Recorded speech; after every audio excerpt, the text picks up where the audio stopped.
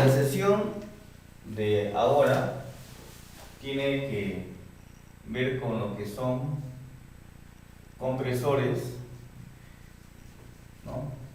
Y vamos a desarrollar uno o dos ejemplos para complementar la teoría o para reforzar la teoría que se hizo la clase anterior.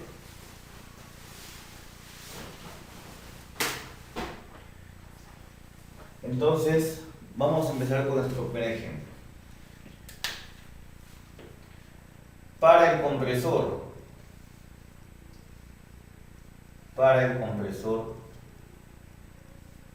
de la figura que se muestra,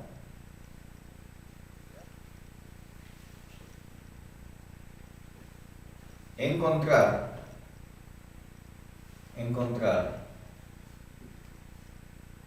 la potencia de accionamiento, si se conoce que en la entrada succiona aire a 100 kilopascales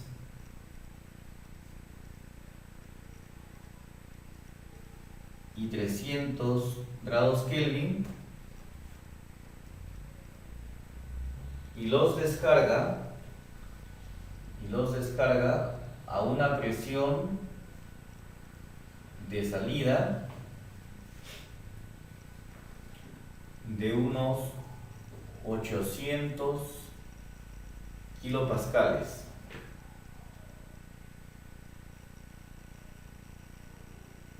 Se conoce además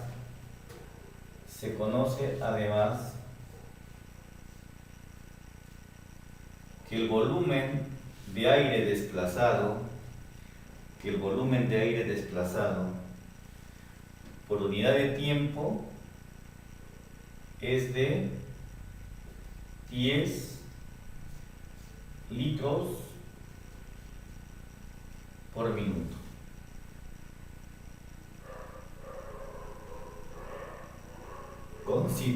Considere además que la velocidad del aire succionado es de 4 metros por segundo y a la salida el aire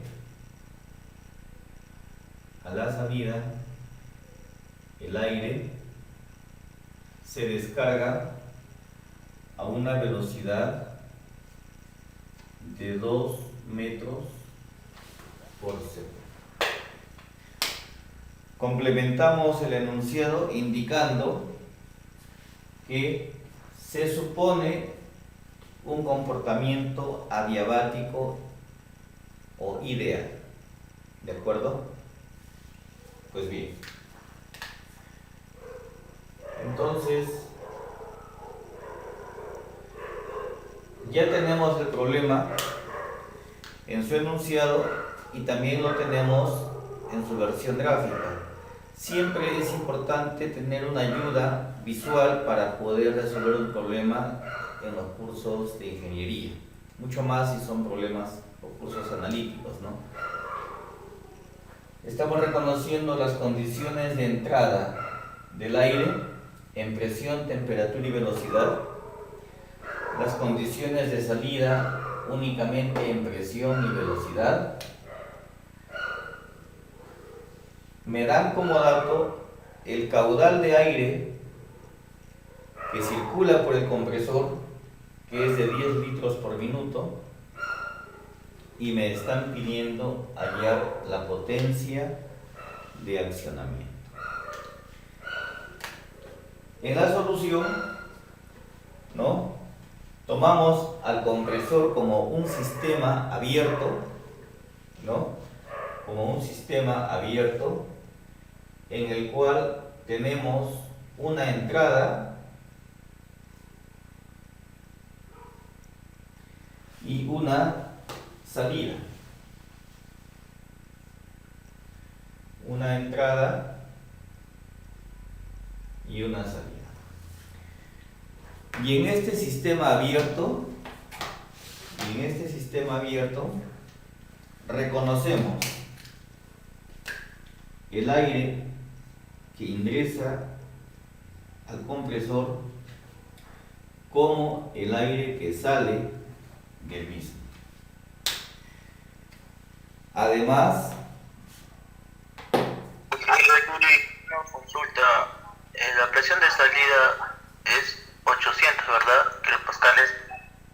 ¿sí? Ya. Te agradezco, que está borroso la imagen. Gracias. Sí, yo luego les mando la foto, ¿ya? 800 kilopascales. Muy bien. Entonces, decía, para resolver el problema, asumimos un sistema abierto, reconocemos la entrada y la salida con las condiciones que ya están dibujadas en el esquema anterior, pero en este gráfico voy a incorporar las energías que se están intercambiando. Estas energías son que al compresor tengo que suministrarle una energía para que funcione, que es la potencia de accionamiento. Esa potencia de accionamiento le vamos a poner W punto del compresor. W punto. La rapidez con que se realiza el trabajo, ¿no? Y en términos de potencia. La otra energía que posiblemente se esté intercambiando es el calor que se rechaza hacia el medio externo y le ponemos como calor rechazado. Acá tenemos la entrada y aquí tenemos la salida. Para poder hacer el análisis de potencia, aplicamos entonces la primera ley de la termodinámica para sistemas abiertos. La primera ley de la termodinámica para sistemas abiertos. ¿Qué decía esa ley en forma completa? El flujo de calor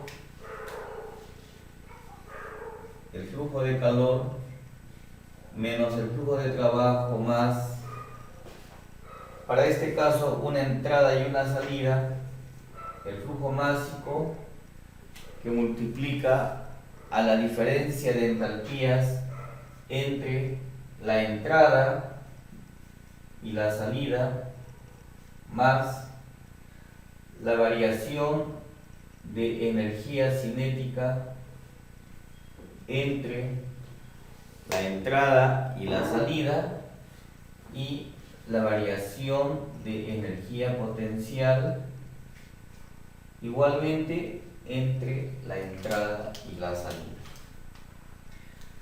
Como me han dicho en el enunciado que el proceso lo suponga totalmente adiabático, me están indicando que este flujo de calor no existe.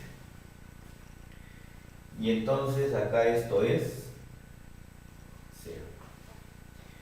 En la disertación de la teoría de la termodinámica de la compresión habíamos dicho que las alturas no son significativas y, como vimos en las animaciones, en más de un modelo entran y salen casi a la misma altura, ya sea en los motores de desplazamiento positivo, ¿no?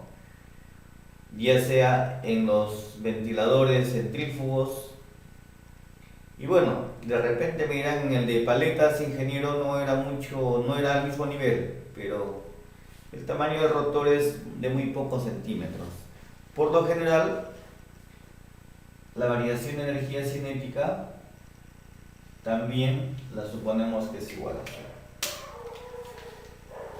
Si en el problema me dicen que tiene un valor de calor que se rechaza, hay que tomarlo en cuenta. Y si es calor rechazado, recuerden que eso es de signo negativo. En este caso es idealmente teórico, es adiabático, entonces no tenemos calor. Continuamos. La potencia, transferimos aquí al otro lado, acá me faltó igualar a 0 en condiciones estacionarias, y va a quedar el flujo másico por la entalpía en la entrada menos la entalpía en la salida, ¿no? Más la velocidad de entrada al cuadrado menos la velocidad de salida al cuadrado entre 2. El flujo másico multiplica a estos dos términos. Es momento de encontrar las entalpías para el aire a las condiciones de entrada y salida y de las velocidades. Las velocidades ya las tenemos, ahí no hay dificultad. Miren que aquí entró a 4 y sale a 2. Esto va a trabajar en las condiciones que es el compresor a favor de un valor positivo. En cambio aquí asumimos que en la salida va a estar más caliente porque está a mayor presión, la entalpía en la entrada es bastante más baja, esto está trabajando a favor de un valor negativo. ¿Qué tanto le va a perjudicar? Ahora vamos a evaluar esto. Como les decía, estas variaciones de energía cinética por manejo de velocidades no llegan a ser muy significativas. Muy bien. ¿Cómo evaluamos la entalpía? Acá tenemos varias posibilidades. En principio, tenemos que tener cuidado con el tipo de sustancia que estamos calculando. Para este caso es aire. Es un gas ideal. Posibilidades de calcular la entalpía para un gas que sea ideal, que sea un gas real, que manejemos tablas con factores de compresibilidad, curso de termodinámica 1, ¿no? Que manejemos tablas conociendo la presión, la temperatura y los factores, los parámetros reducidos, ¿no? Es decir, tenemos todas esas posibilidades. ¿Cuál usamos? En este caso vamos a usar la más sencilla. Vamos a suponer que es un gas ideal. Pero queda pendiente y queda claro que es una primera aproximación. No puedo decirles que es la solución más cercana. Lo más correcto sería utilizar tal vez parámetros reducidos y con esos valores de parámetros reducidos calcular la entalpía correcta dadas las condiciones termodinámicas de la sustancia en el punto que estamos evaluando. Sobre esto, tal vez hagamos un ejercicio más adelante, viendo cómo nos va con el tiempo. Entonces, suponiendo gas ideal, suponiendo gas ideal. Este cambio de entalpía, H sub 0 menos H sub S, es una variación de entalpía entre las condiciones de entrada y salida y lo calculamos aproximadamente por el valor del calor específico del aire por la variación de temperatura. Perfecto. Este H sub 0 menos H sub S será entonces en nuestra aproximación al valor del calor específico del aire, ¿no? Por la temperatura final. Bueno, la temperatura en este caso, ¿qué sería? H sub 0 menos H sub S, T sub 0 menos T sub S. T sub 0 menos T sub S. Continuamos. H sub 0 menos H sub S es este calor específico. ¿Qué temperatura conocemos? Bueno, conozco T sub 0. Factorizo y me va a quedar de la siguiente manera. CP T sub 0 por 1 menos T sub S entre T sub 0, ¿verdad? Acá tengo una relación de temperaturas. Entonces hacemos lo siguiente. Por la condición adiabática del proceso, por la condición adiabática del proceso, y recordamos un poquito cómo son las relaciones entre presión, volumen y temperatura. Presión por volumen al coeficiente adiabático es constante, y entonces si yo tomo las condiciones de entrada para presión volumen elevado a este exponente adiabático, ese valor va a ser el mismo que si yo tome en las condiciones de salida. Muy bien. Pero yo necesito en forma de temperaturas. Como he supuesto que el gas es ideal, el producto presión-volumen es M por R y por T. A este nivel hacemos la siguiente modificación. Voy a separar el término volumen a la K por dos factores, B sub 0 y B sub 0 a la K menos 1, y en el otro lado, estoy manipulando esta ecuación, voy a hacer algo similar, B sub S por B sub S a la K menos 1. Y aquí en P sub 0 por B sub 0 y P sub S por B sub S vamos a colocar esta expresión MRT. Claro que acá estoy manejando flujos,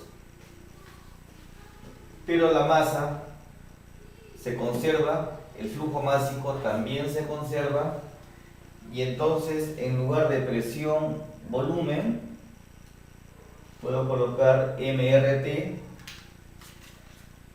y va a quedar así: P sub 0, B sub 0 entre P sub S, B sub S es igual a B sub S entre B sub 0 todo elevado a la K menos 1. ¿Qué he hecho?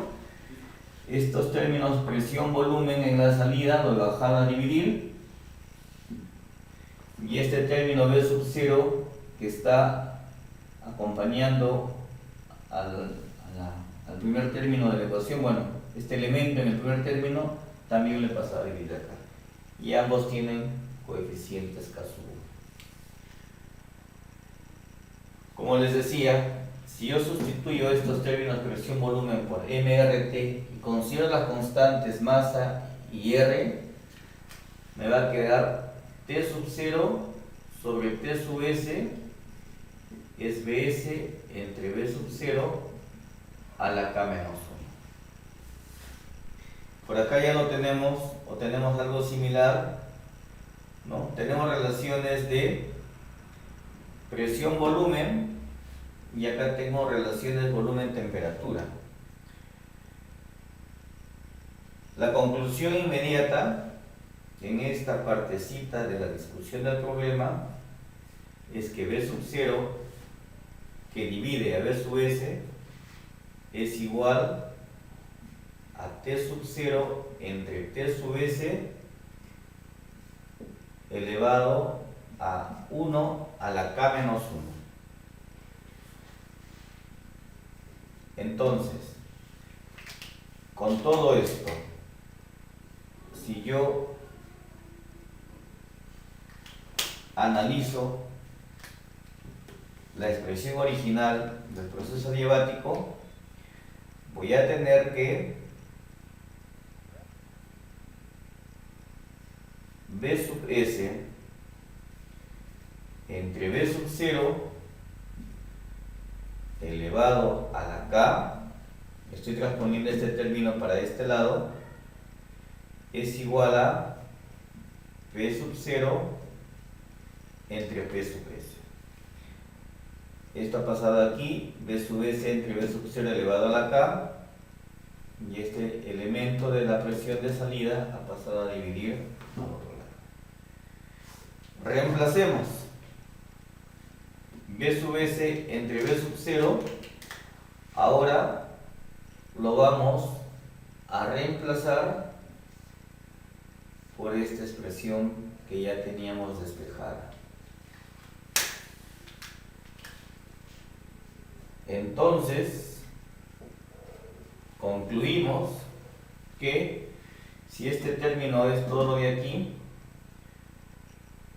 lo reemplazamos tal cual está. T sub 0 es a T sub S,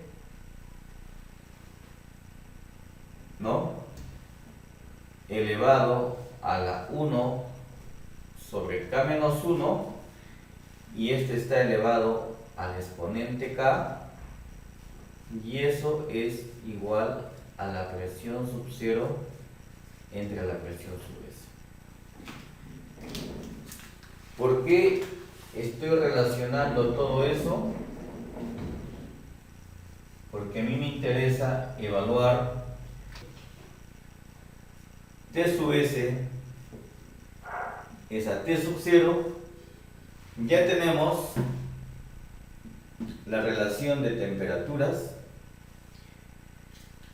y podríamos reemplazar esta relación de temperaturas para calcular la variación de entalpías. H sub 0 menos H sub S será entonces calor específico del aire por la temperatura T sub 0 que multiplica a 1 menos esta relación de temperaturas que ahora se llama el Cp del aire de tablas. La temperatura T sub 0 conocida, las presiones conocidas, el K del aire de tablas. Entonces, en esta última fórmula ya tenemos despejado el valor de la variación de entalpía y perfectamente lo podemos calcular. Aquí, por favor, usemos los siguientes parámetros. Por aquí lo voy a anotar. Datos complementarios. Datos complementarios o datos adicionales. En las aproximaciones que estoy haciendo, vamos a escribirlos por acá. ¿Qué datos adicionales necesito? Esto de aquí ya lo tengo por acá. El Cp del aire, 1,005 kilojoules kilogramo grado Kelvin. ¿Qué más? El K, 1,4. Esto es para la sustancia aire. Con eso resuelvo todo lo de aquí. Las velocidades ya los tengo. Nos faltaría evaluar el flujo másico.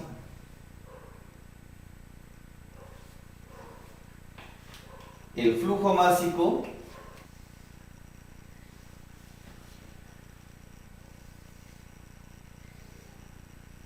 aquí. La densidad es masa por unidad de volumen, y si trabajamos con flujos será flujo másico entre flujo volumétrico. Pues bien, el flujo másico va a ser igual a la densidad del aire por el flujo volumétrico. El flujo volumétrico ya me han dado. Lo que me falta es la densidad del aire. La densidad del aire es presión entre RT.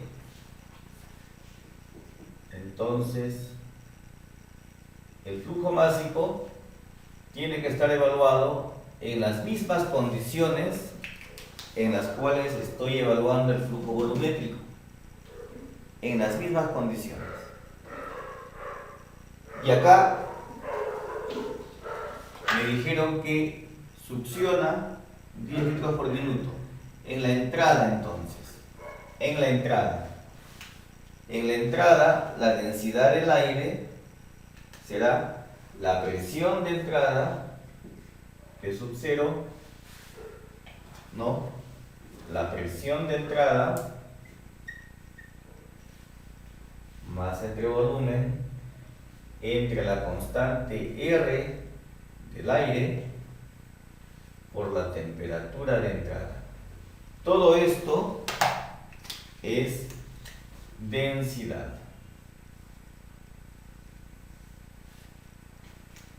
Y lo multiplicamos por el flujo volumétrico.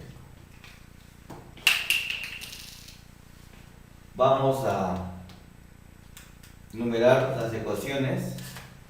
Acá tendríamos una ecuación A que me va a servir para encontrar el flujo másico. Tenemos la ecuación B que me va a servir para evaluar la diferencia de entalpías